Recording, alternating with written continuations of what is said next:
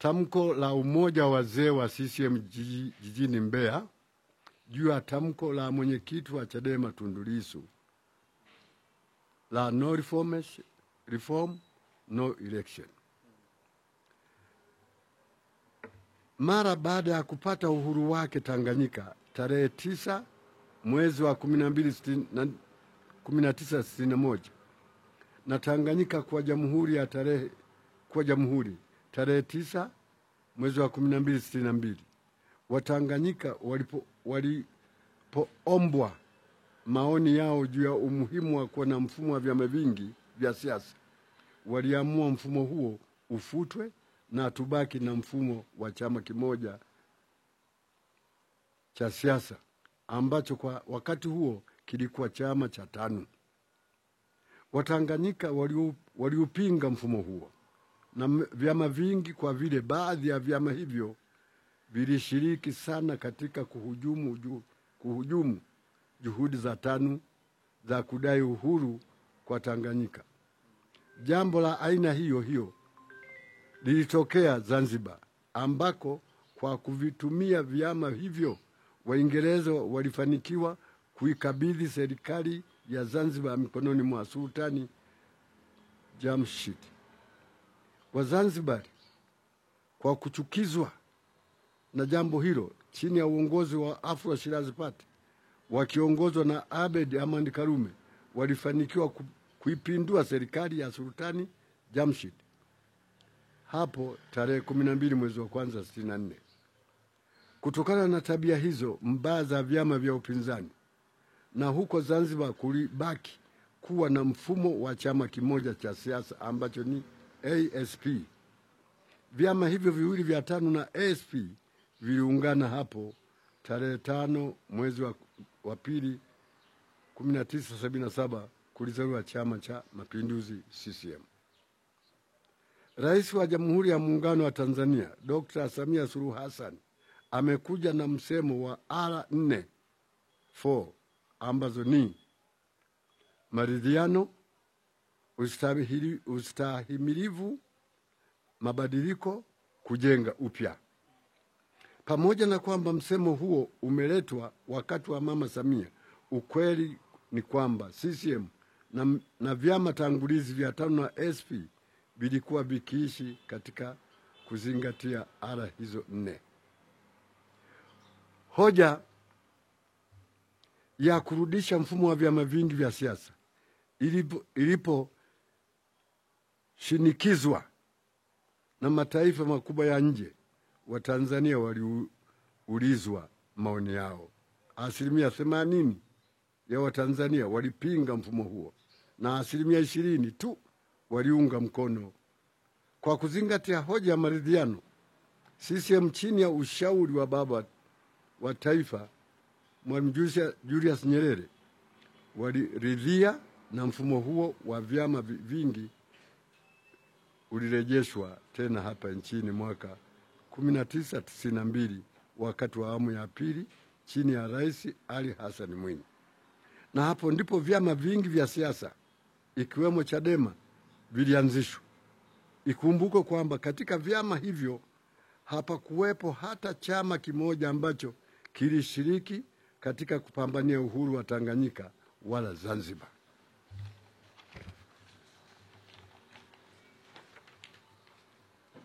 Vijana wetu wengi ambao mwaka huu watapiga kura kwa mara ya kwanza, kwa vile watakuwa wametimiza umri wa miaka 18, walikuwa na umri wa miaka 7 tu.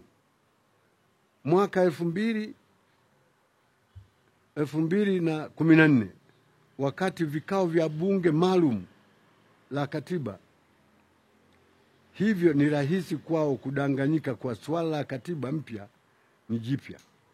Tunapenda kuwajulisha kuwa jambo hilo si jipya, ila CCM kwa kuzingatia hoja ya ustahimilivu ilistahimili kuacha kuyatekeleza mambo ya maendeleo ya wananchi na kuingia kwenye mchakato wa kuandika katiba mpya. Fedha nyingi ilitumika kwa kufanya yafuatayo: kutungwa kwa sheria na bunge, sheria ambayo ingesimamia mchakato mzima. Sheria ilitungwa na kupitishwa kwa wingi wa wabunge bungeni na hatimaye kutiwa saini na rais wa awamu ya 4 Dr. Jakaya Mrisho Kikwete. B. Kuundwa kwa tume ya kukusanya maoni ya wananchi. Tume iliundwa ikiongozwa na Jaji Joseph Warioba. C. Kukusanya maoni ya wananchi na kuandaa rasimu ya kwanza ya katiba. Wananchi wapatao 300,000 walitoa maoni yao kwa maandishi au kwenye mikutano ya tume. Rasimu ya kwanza ilitolewa Juni 2013. D. Kuundwa kwa mabaraza ya kujadili rasimu ya katiba. Mabaraza yaliundwa na kutoa maoni yao. Rasimu ya pili ilipatikana ikiwa na masahihisho machache. Kuundwa kwa bunge maalum la katiba. Bunge liliundwa kwa kuzingatia sheria iliyotungwa na Bunge la Jamhuri ya Muungano wa Tanzania ili isimamie mchakato huo. Mwenyekiti wa bunge hilo alikuwa hayati Samuel Sita na Dr. Samia Suluhu Hassan alikuwa makamu mwenyekiti. Bunge hili lilikuwa na wajumbe wengi sana. F. Bunge maalum lilitakiwa likae ili kuipitia rasimu hiyo ya katiba na 1. Kupitisha yale yaliyoonekana mazuri. 2. Kurekebisha na kuboresha baadhi ya mapendekezo yaliyokuwa na mapungufu. 3. Kuondoa ambayo yalionekana hayafai. 4. Kuongeza ambayo yalionekana kwenye rasimu yalisahaulika. Bunge maalum la katiba lilikaa vikao viwili kwa siku nyingi ili kufanya hayo yaliyoorodheshwa hapo juu. Lakini katika kikao cha pili, baadhi ya wajumbe waliojiita UKAWA wakiongozwa na viongozi wa Chadema na CUF waliondoka bungeni.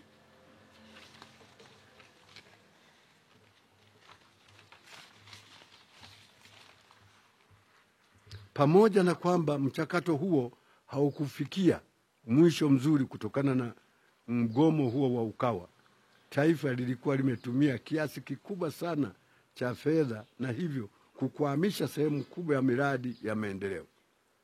Kwa hiyo rais wa awamu ya 5 hayati John Pombe Magufuli, kwa kuzingatia hoja ya kujenga upya, alianzisha miradi mingi ya kimkakati ya kuleta maendeleo katika nyanja mbalimbali.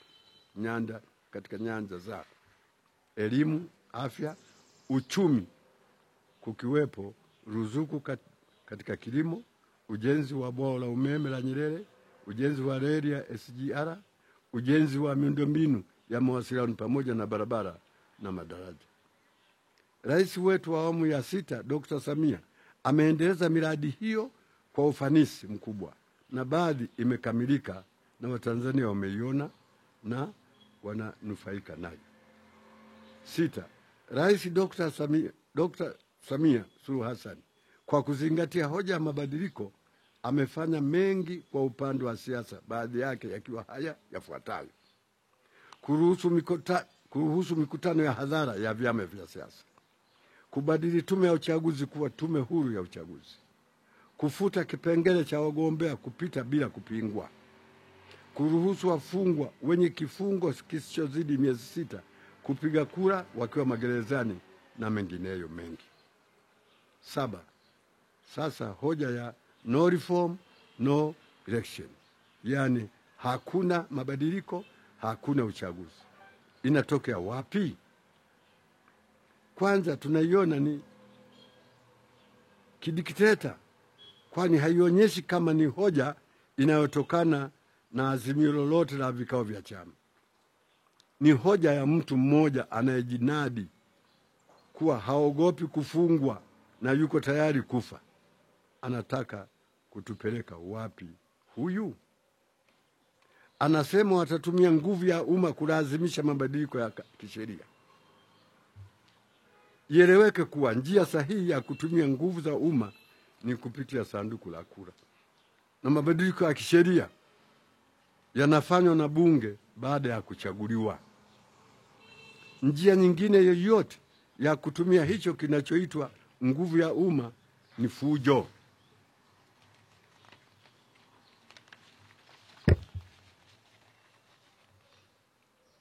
Anasema hawatasusia uchaguzi, ila watahakikisha uchaguzi haufanyiki. Kivipi? Na kwenye ofisi za mabalozi wa nje anaenda kutafuta nini? Kwa hiyo wito wetu kwa Watanzania ni kwamba waendelee kudumisha amani na uhuru tulionao ili tuweze kufanya shughuli zetu ambazo zitatuletea maendeleo. Na utakapofika wakati wa uchaguzi mkuu, twende tukapige kura na kukichagua Chama cha Mapinduzi ili kiweze kuendelea kusimamia maendeleo ya Tanzania.